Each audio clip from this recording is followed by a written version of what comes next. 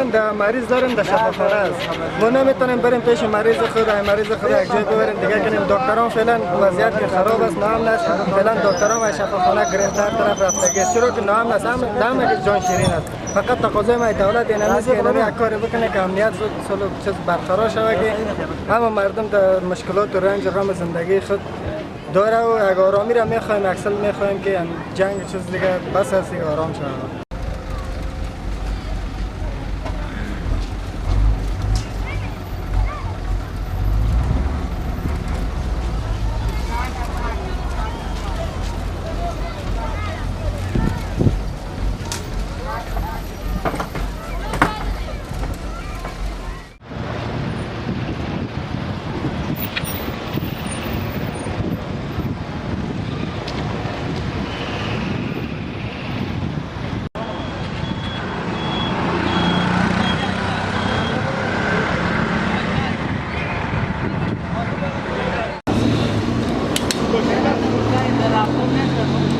خیلی دلم خوش میکنه.